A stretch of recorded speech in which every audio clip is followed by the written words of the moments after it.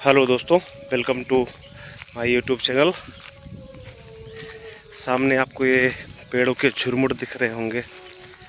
एक टाइम पे ये बाग हुआ करती थी, जहाँ पर कम से कम 100 किस्म के पेड़ हुआ करते थे, जिनका अपना अलग अलग नाम हुआ करता था।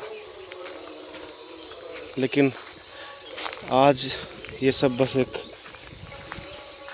झुरमुट तक बनकर रह गया है और इसकी असली पहचान खो सी गई है। बाग किसी पेड़ों के समूह का नाम नहीं है। बाग से जुड़ी होती हैं लोगों की ज़रूरतें, उनकी भावनाएं, उनका बचपन और उनकी वेदनाएं। आपके सामने ये कुआं दिख रहा है, जो हमारी बाग में हम लोगों के डर का सबसे बड़ा कारण हुआ करता था। इसके पास से लोग गुजरने में डरते थे। सैकड़ों यादें इस कुएं से जुड़ी हुई है। जिस रास्ते पे हम लोग चल रहे हैं इस समय, ये हमेशा इतना ही गंदा नहीं हुआ करता था।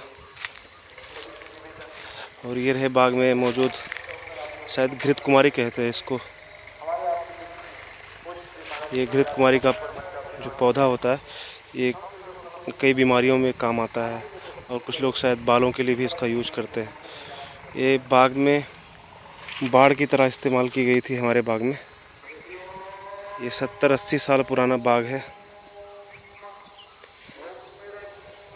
जिसमें कम से कम 100 से ज़्यादा पेड़ आम के थे, जिसे मेरे परदादा जी ने बनवाया था, लगवाया था इसको।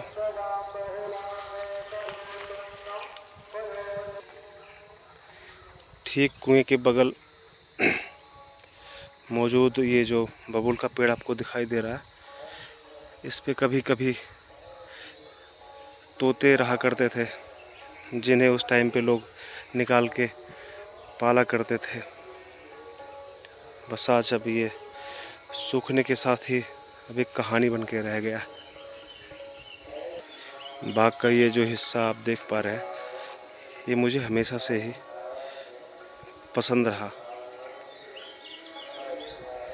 यहाँ पर कई बार कुछ सांप भी रहा करते थे, जिन्हें हम लोग यहाँ पर आते जाते देखा करते थे। पहले की जो गर्मियाँ हुआ करती थी हमारे बचपन की, वो ऐसी नहीं हुआ करती थी। आज लोग घर में छुपे रहते हैं। हम लोग इस बाग में मौजूद पेड़ों के नीचे दोपहर और सारा समय बिताया करते थे यहाँ पर। अब हम बाग के मध्य में पहुँच चुके हैं।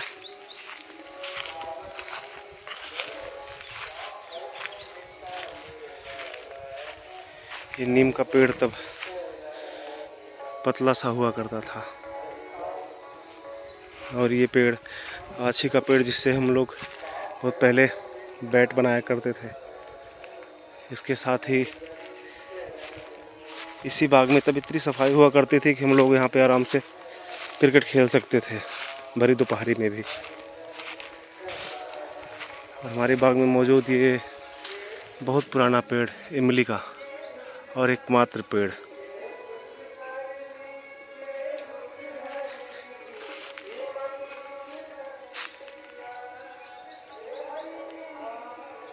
जिस पर जाड़े के बाद के दिनों में बड़ा सख्त पहरा हुआ करता था, क्योंकि जाड़े के बाद ही इसकी फलियां आती हैं इस पे।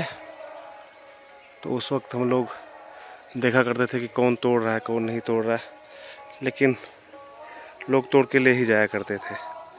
और ये रहा महुआ, जो कि मार्च के महीने में इससे फूल आते हैं, और इसके फलों को बीनने के लिए भी लोग बाग में आया करते थे। बांसों का ये झुरमुट किसी फिल्म के खूबसूरत सीन से कम नहीं है, जिसको आप अगर हकीकत में देखें तो यहाँ पर आपका बैठने का मन करेगा। घास के पेड़ की सबसे बड़ी विशेषता ये है कि इसके नीचे आपको घास कुछ नहीं मिलेगी। बांस का पेड़ जो होता है वो वास्तव में घास परिवार का एक सदस्य होता है, सबसे लंबा। लेकिन इसके नीचे पड़े हुए पत्ते और सफाई देखिए आप, इसके नीचे कभी कोई घास नहीं उग सकती।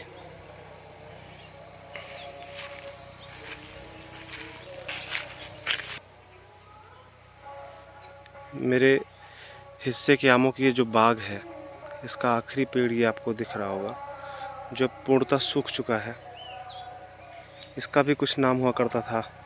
और हाँ, सभी आमों के अलग अलग नाम हुआ करते थे। मेरे हिसाब से, जो मेरी याददाश्त है उसके हिसाब से, करीब 70 पेड़ तो आम रहे होंगे और सबका अलग अलग नाम था। झुरमुट का शक्ल ले चुकी हमारी बाग कभी ऐसी नहीं थी। लेकिन शायद मौसम का बदलना और कीड़े लगने की वजह से और उचित देखभाल न होने की वजह से ये आम समय से पहले ही सूख गए। अब इस बाग में कोई भी पेड़ सुरक्षित नहीं है, कुछ बचा नहीं है।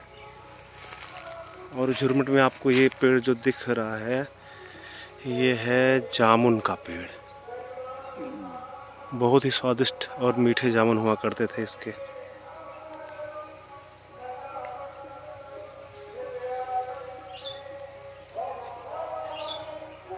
जहाँ पर जून के महीने में यहाँ इस पे फल आते थे, तो हम लोग आराम से बारिश में भीग के जामुन खाया करते थे। इस हिस्से में ये जो खजूर का पेड़ दिख रहा है, ये हमेशा से ही था यहाँ पर।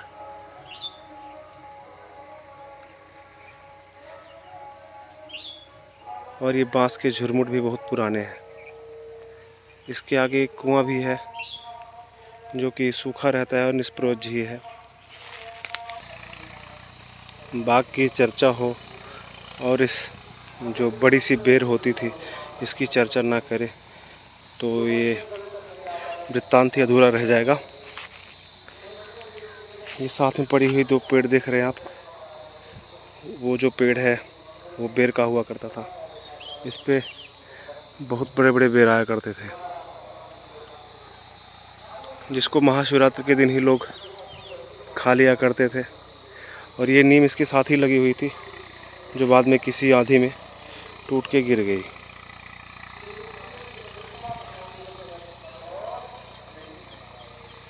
और अब कुछ ही सालों में ये इतिहास बनकर रह जाएगी। इसके साथ ही ये छोटा सा तालाब, जिसको बोल सकते हैं हम लोग, गढ़ही बोला करते थे। जरा सी बारिश होने पे ये भर जाया करती थी।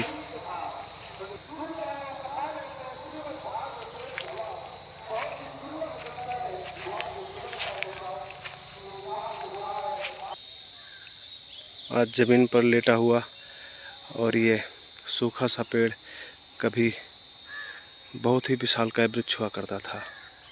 इसके बगल में दो पेड़ और आम के हुआ करते थे, जो इसकी अपेक्षा तो कम स्वादिष्ट हुआ करते थे। लेकिन जो इस किनारे वाला पेड़ था उसके जो फल हुए वो सिंदूरी कलर के हुआ करते थे। वो खाने में लाजवाब हुआ करता था।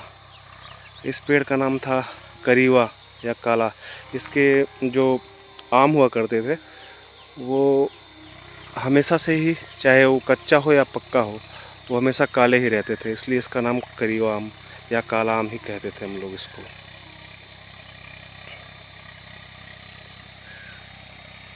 हम लोगों के बचपन की तरह इसका भी किस्सा अब विलुप्त होने की कगार पे है।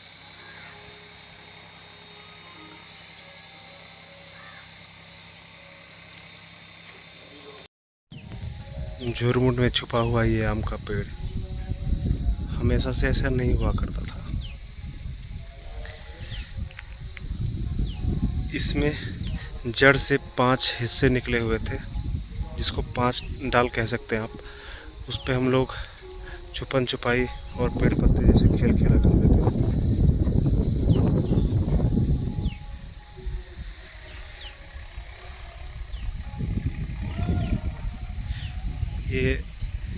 बाग का एक आखिरी पेड़ है जो कि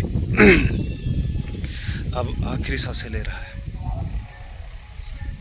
इसके बाद बाग के नाम पर ये झुरमुट ही शेष बचेंगे और इस बाग के साथ ही तमाम वो यादें जो इस बाग से जुड़ी हुई है वो भी समाप्त हो जाएंगी।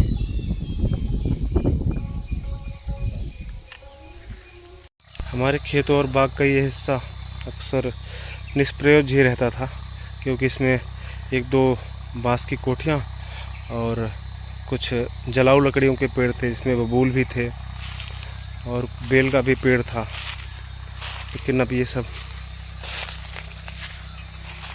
बांस तो अब काफ़ी बढ़ गए हैं, बाकी पेड़ सूख चुके। ये खजूर का पेड़ भी उसी टाइम का है और बहुत पुराना है।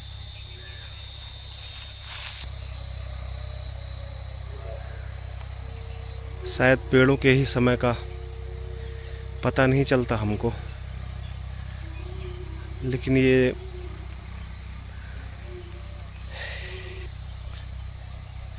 सामने दिख रहा पेड़ पाकड़ का है।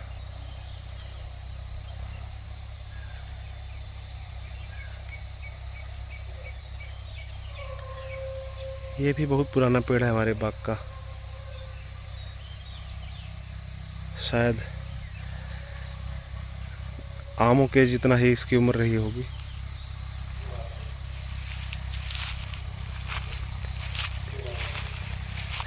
आम के पेड़ करीब करीब समाप्त हो चुके हैं, मुश्किल से एक पेड़ भी नहीं है इसमें।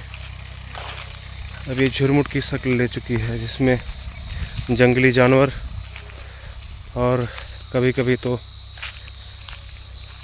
आवारा लोग भी अपना यहाँ पे समय व्यतीत किया करते हैं। इसके अलावा छुट्टा जानवर भी यहाँ पर रहा करते हैं।